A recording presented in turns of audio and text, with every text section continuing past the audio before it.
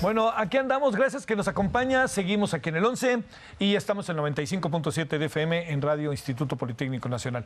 Bueno, desde hace mucho tiempo he tenido en verdad la fortuna de conversar con Edna Jaime. Uno le aprende y además hay muchos temas que están en la mesa que ahora sí que rebotan y dan las ganas de todos ponerlos, ¿no? Hoy tenemos 2 o 3 temas nada más, pero creo que pueden ser de su enorme interés. Ella es directora general de México Evalúa, colaboradora de este libro, que al rato lo va a estar viendo usted, que se llama Sociedad Civil contra Corrupción, y escribe los viernes... En el Financiero. En el Financiero, para que veas que sabía el día, ¿no? Querida Edna, ¿cómo estás? Encantadísima. Muchas gracias. Javier, de estar aquí, de verte y de tener esta oportunidad de conversar. Oye, bueno, muchas gracias como siempre, Edna. Al contrario. A ver, empecemos por el libro. A ver, yo te diría, fíjate, Sociedad Civil contra la Corrupción, en un momento en donde este concepto de sociedad civil resulta cuestionado, que por ahí dicen que no saben qué quiere decir exactamente, que si saben qué dijo Gramsci realmente, todas estas cosas que pasan. A ver, ¿de qué parte esto como parte de que nos juega un papel muy importante México Evalúa? Mira, este libro fue idea de Alejandra Layuz, sí, que consideró que había que documentar pues todo el proceso que nos ha llevado a promover una agenda de rendición de cuentas desde hace tiempo, y que cristaliza muy bien, por lo menos en las formas, con la reforma anticorrupción. O sea, conocemos bajo este paraguas pues una reforma constitucional que dio vida al Sistema Nacional Anticorrupción y después la reforma a las instituciones que forman parte de este sistema. Sí fue una hazaña, Javier. O sea, fue una hazaña en el sentido de que muchas organizaciones nos pusimos de acuerdo, primero en el plano intelectual, conceptual intelectual, sí, cómo centrar el tema, de lo que el país necesitaba, y después también tuvimos una acción coordinada muy favorable para que esto avanzara en términos legislativos. A ver esta parte. Bueno, pues estas reformas se elaboraron bajo un esquema de parlamento abierto, entonces estuvimos muy involucrados trabajando con legisladores en la revisión, en la redacción de leyes, y fue un proceso, la verdad, muy bonito, que generó unas expectativas enormes en quienes participamos en él. Viendo pues los resultados, pues no hemos cambiado la realidad, no cambió la realidad. Sí. Entonces, yo ya en retrospectiva, Javier, veo que pues una administración que es muy paradójico, una administración, la de Peña Nieto, donde como nunca avanzamos la agenda anticorrupción, y también fue una de las más señaladas. Qué cosa, ¿no? O sea, ¿no había manera como de atajar ese proceso? ¿O era tan abrumador? ¿O qué supones que hizo? Que es una paradoja, es cierto, ahora perdóname que te ataje. Esta parte de una lucha abierta de la corrupción de la sociedad, consciente de ella, poniendo el tema en la mesa, y por otra parte, ¡pum! No, en los sótanos las cosas se hacían como siempre, Javier. Sí. Sí. A ras de tierra estábamos celebrando la reforma, estábamos brindando por la reforma, y pues en los sótanos las cosas como siempre. Y después una implementación incompleta de la reforma anticorrupción. Nos faltó en toda la administración pasada el nombramiento del fiscal anticorrupción y los magistrados del reformado Tribunal de Justicia Administrativa. Los magistrados anticorrupción se previó en la reforma al tribunal y desde la reforma constitucional que habría una sala especializada para dar trámite y para sancionar faltas administrativas graves en ese tribunal. Nunca se completó. Un sabotaje, desde mi perspectiva, que se disfrazó de desacuerdo legislativo. Sí.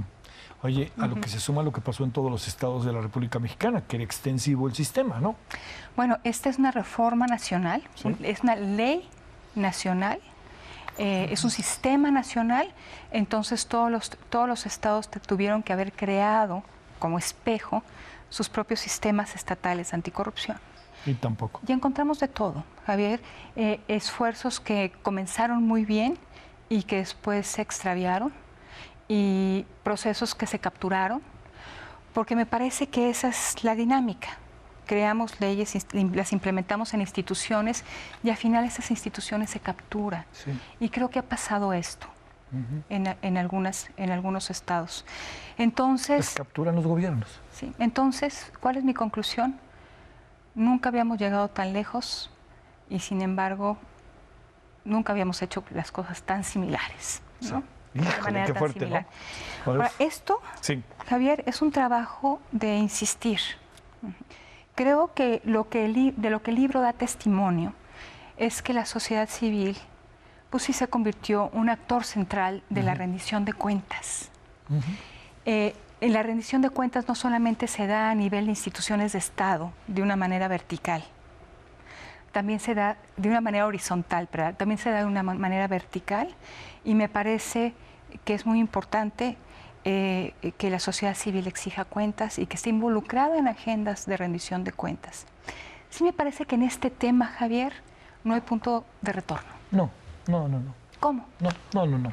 El espacio público, el espacio de la política pública, ya no nada más es de los gobernantes y de los políticos. Sí. El espacio público está colonizado por muchas organizaciones de distinta naturaleza que se activan a favor de distintas agendas, y ahí sí creo que no hay punto de retorno. A ver, Edna, déjame plantearte algo. Después de esa historia, una historia, además, déjame, si no te importa, leer quiénes participan en el libro, que yo creo que son quien son y representan, ¿no? Por supuesto. También, ¿no? Federico Reyes Heroles, María Marván, Mauricio Merino, Enrique Cárdenas, Eduardo Bojorquez, Jacqueline Pechard, México Evalúa, Fundar, IMCO y Movimiento contra la Corrupción. Mexicanos contra la Corrupción. A ver, uno supondría, después de esa historia, con un candidato que tiene, yo diría que si hiciéramos un análisis cuantitativo en el uso del lenguaje del candidato y el presidente, la palabra que más aparecería sería corrupción. ¿Se han dado, no se han dado pasos, o el presidente piensa que esto es un asunto que él debe de manejar por otra ventanilla? Y bueno, pues allá están ustedes, y si nos encontramos en el camino, qué bueno, y si aparece el Sistema Nacional Anticorrupción, en fin. Pues parecería, Javier, que estamos encontrando la coincidencia. Ay, qué bien. Que nos hacía falta, no, o sea, parecería. Parecería, sí. Que tenemos el liderazgo dispuesto, porque es lo que no hemos tenido. Digo, podemos reformar leyes, podemos generar institutos autónomos, podemos seguir trabajando en una agenda de rendición de cuentas, pues si los liderazgos no quieren, van a encontrar un acomodo. Entonces parecería que estamos encontrando, ahora sí que la coincidencia que hace embonar dos piezas. El presidente que quiere acabar con la corrupción y la agenda y las instituciones que están ahí, pero que parecen en un limbo en este momento. Desafortunadamente, Javier, el presidente tiene otra idea del poder, como otro modelo de poder y otro modelo para combatir la corrupción, que no necesariamente se sustenta en instituciones de Estado. Me parece que algo que compartimos quienes trabajamos en la reforma anticorrupción era que este es un tema de capacidad de Estado y de construir instituciones de Estado con la capacidad de controlar el poder. De eso se trata, de controlar el poder a través de instituciones del Estado mexicano. Pero no creo que este planteamiento sea compartido por el presidente de la República. El presidente cree que si el poder cae en buenas manos, no necesita ser vigilado, no necesita ser acotado. Entonces, no veo entusiasmo de su parte por retomar y fortalecer esta agenda. Tú lo has dicho, el presidente ha hablado de corrupción, quizás es la palabra, si hiciéramos un análisis de contenido, más mencionada, pero yo creo que nunca ha hablado del Sistema Nacional Anticorrupción. Y de hecho hay algunas decisiones o algunos planteamientos que pues indican que el presidente no tiene mucho interés en el sistema. Está pendiente todavía el nombramiento de los magistrados anticorrupción. Que recaen en él la propuesta. Sí, ya hay una propuesta formulada por el presidente, por el expresidente Peña Nieto. Se tendría que dictaminar en contra, se le tiene que dar desahogo, de alguna manera. Sí o no, y vámonos. Ahí está. Sí. Pero la idea ahora es que no existan estos magistrados, que cuestan. Creo que esta es una frase recurrente del presidente. Son instituciones que cuestan mucho y sirven poco. Ajá. A ver, para la gobernabilidad de las sociedades modernas, sí, creo que dije bien, o sea, no quiero como perturbar los conceptos. ¿Qué papel juegan organizaciones de esta naturaleza para la gobernabilidad? Estoy pensando en algo que ha sido un debate, que todos sabemos que tiene que ver con los institutos autónomos, su valor, el desdén muchas veces del gobierno respecto a ellos, pero también críticas que en algunos casos uno dice están siendo puntuales, son precisas, ahí pasa algo. A ver. Creo, Javier, que el presidente tiene razón en alguna parte de lo que dice. Sí. Cuestan mucho, sirven poco. Cuestan mucho, sirven poco, sí. No, en términos generales lo que nos dice, sí. ¿no? ¿Cuestan mucho? Yo creo que eso se puede evaluar respecto a sus resultados. Claro. Y es ahí, Javier, donde decimos, bueno, la Auditoría Superior de la Federación nos cuesta a los mexicanos. Y el auditor o un funcionario de la auditoría te puede decir, sí, pero hemos recuperado tal monto de recursos, valemos la pena. Creo que es la primera vez o de las poquísimas veces que tenemos un caso abierto en la justicia mexicana que haya derivado de una investigación de la Auditoría Superior de la Federación, y me refiero a la estafa maestra. Sí. La auditoría lo documentó, organizaciones Animal Político, Mexicanos contra la Corrupción y la Impunidad lo llevaron en términos periodísticos mucho más lejos. La Auditoría Superior de la Federación hizo auditoría forense, claro, sí. Preparó el expediente y de eso parte lo que estamos viendo ahora del proceso contra Rosario Robles. Muchas veces la auditoría, aún teniendo la evidencia, lo presenta ante la Fiscalía, la entonces Procuraduría, y no hay consecuencias, Javier. Y eso se repite y se repite y se repite. Entonces, por eso tú le preguntas a un mexicano, ¿qué hace? ¿Qué te ha dado de regreso una institución como la Auditoría Superior de la Federación, como la Procuraduría? Y te va a decir poco. Sí. Y yo creo que es el gancho que toma el presidente para decir, pues tenemos todo este aparato institucional burocrático, ¿y qué recibimos a cambio? Y lo que yo planteo, o planteamos las organizaciones que trabajamos en este tema, es vamos a fortalecerlas, vamos a someterlas también a ejercicios de evaluación. Sí. Y vamos a darles las capacidades, que eso es un tema importantísimo, para que puedan funcionar. El planteamiento de hacerlo un sistema nacional anticorrupción es porque teníamos a las instituciones girando en su propia órbita, sin vasos comunicantes, y el sistema las conecta. Ahora, hay que hacer mucho trabajo para que el sistema funcione.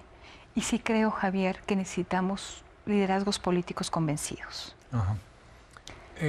¿Hay manera, encuentras mecanismos, formas de en estos procesos en una sociedad donde hay un gobierno que tenemos un caso creo que particular en México en el sentido de un gobierno muy fuerte a través de un nombre muy omnipresente en la sociedad mexicana, en el imaginario colectivo? Hablamos de él las 24 horas, ¿no? Sí. Pero al fin y al cabo es un gobierno con muchas facetas, muchas áreas, muchas personas y muchas influencias, ¿no? ¿Hay manera de encontrar estos mecanismos? Créeme que no estoy forzando la máquina y que trata de ser feliz con lo que tienes y seamos felices. No. Lo digo, a ver, en términos políticos, en términos reales, de una sociedad que puede hacerle valer a ese gobierno su presencia, su función, su influencia y sus resultados. Sin duda, Javier. Yo creo que las puertas no están cerradas. En México Evalúa tenemos conversaciones relevantes con actores del nuevo gobierno y que esperamos que rindan frutos. Sí, claro. ahora son brotes verdes. Estos brotes verdes tengo la confianza de que van a crecer. Parecería que toda la actividad de este gobierno está concentrada en Palacio Nacional, en la oficina del presidente, pero hay muchos otros polos donde se están tomando decisiones cotidianamente, Javier, y donde pues podemos estar cocinando cambios importantes. Sí es importante que el presidente tiene sus proyectos, Javier. Sí. La gran pregunta es qué pasa con los temas de la agenda nacional que no están en ese conjunto. En su foco central. Sí. En su foco central. ¿Qué va a pasar con ellos? O sea, porque no tienen la prioridad del presidente, ¿van a naufragar o van a correr su propio curso? Y yo creo que nunca van a converger. Puede ser que el presidente esté muy concentrado en sus proyectos, pero que tengamos agendas paralelas que tengan una oportunidad de avanzar. Sí. Yo creo que ese sería uno de los grandes objetivos, ¿no? Creo que por ahí vamos a ir, ¿eh? Yo creo que sí. Sí, hay temas, el sector energético, pues ahí es donde el presidente tiene clarísimo el modelo que quiere restaurar.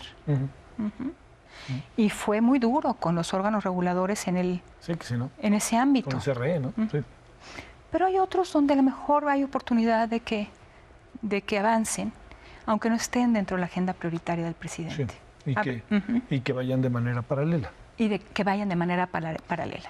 Así es. A ver, el tema de otra de las cosas, como la propia institución que tú diriges, que es México Evalúa, el evaluar lo que hay. Buena información, datos precisos, genera efectivas políticas públicas. Sin duda. Bueno, a ver, ¿ahí en qué andamos en ese sentido? Bueno, el presidente, voy a poner el ejemplo de sus programas prioritarios, sus programas presupuestales prioritarios.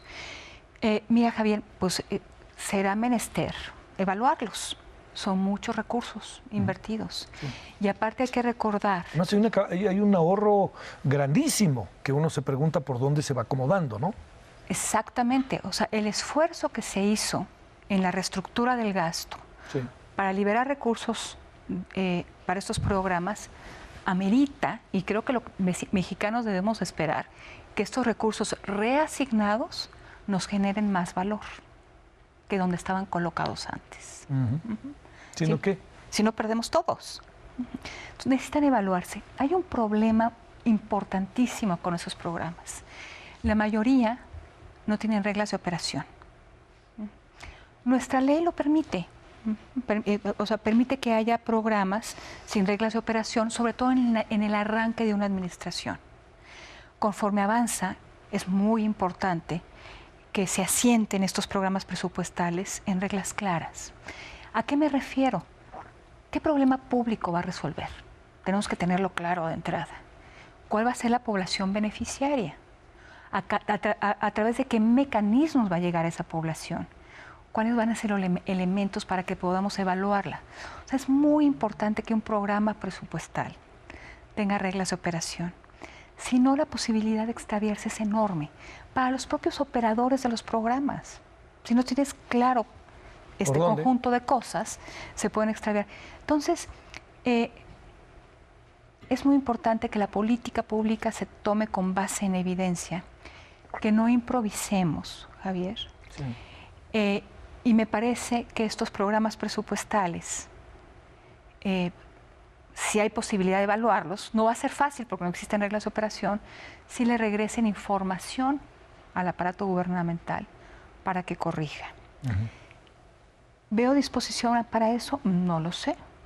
Parece que el presidente trabaja más a través de su intuición política y lo que él considera que es lo que le duele más a la sociedad mexicana que con datos. Muy importante es que en este país se siga produciendo información de buena calidad, que el INEGI siga haciendo el trabajo que ha hecho. Tenemos un instituto de estadística fantástico. Sí, maravilloso, maravilloso. Sí, fantástico. Y que las fuentes de información que nos proveen a instituciones como México Evalúa de los insumos con los que trabajamos siga siendo de buena calidad.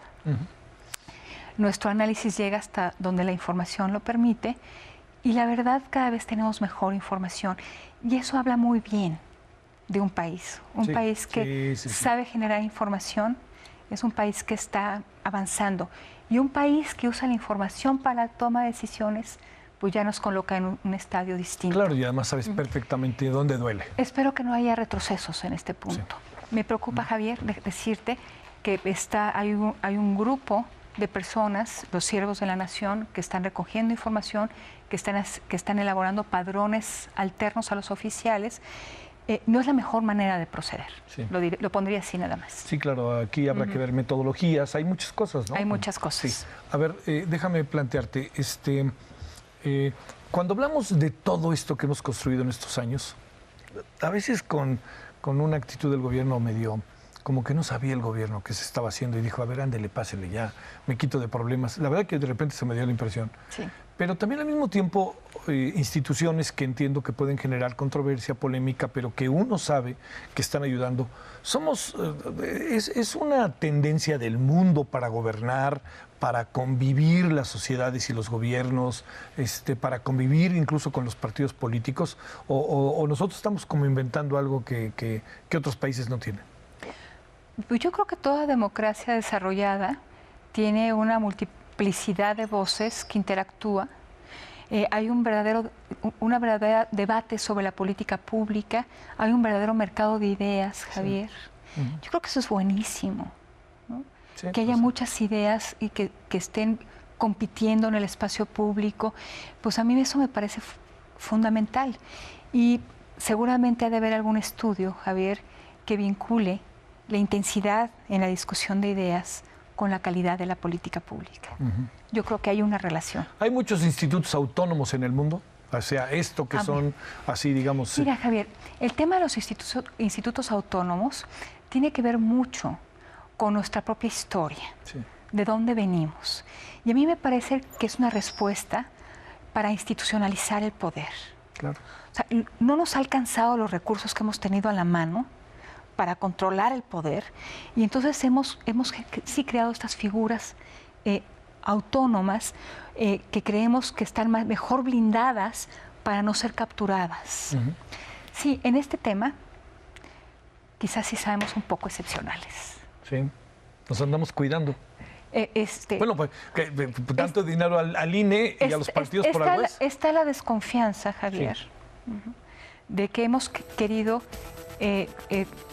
construir instituciones inmaculadas, que la verdad corren también el riesgo de ser capturadas. Sí, sí, claro. Al rato ha pasado. Ha pasado. En algunos estados ha pasado. Y mira, por eso, y ese es un tema que yo le reconozco mucho a mis colegas de Artículo 19 sí, y de Fundar, sí, que tienen esta plataforma que se llama Designaciones, donde pues, es un observatorio de designaciones, porque la correa más directa para la captura es a través del nombramiento y designaciones en estos institutos autónomos. Sí. Sí. Entonces, necesitamos cuidar esas designaciones, el debate parlamentario, el debate legislativo, necesitamos crear metodologías, construir perfiles idóneos para que no sea por dedazo o por cuotas partidistas. Como saben las cosas. ¿Nos podemos sacar una foto de despedida, mi querida? Encantada. Oye, a ver, y mientras nos sacamos la foto para nuestro archivo, okay, ahí lo dejamos, no te preocupes. Sí. Te pregunto, estamos presentando el libro ¿cuándo? Se presentó ya. Ya, mira, oye. Se presentó ya el libro. ¿Cómo puede ser? A ver, ¿cuándo fue? Se presentó el libro pues la semana pasada. Sí. Se presentó el miércoles de la semana pasada por la tarde. Espero que no sea la única presentación, espero que podamos... Bueno, ahí tienen ferias y varias cosas, ¿no? Sí, que eso puede permitir también que... Así es, Javier. Bueno, gracias, pásela bien. Muchas gracias. Hasta la próxima, adiós.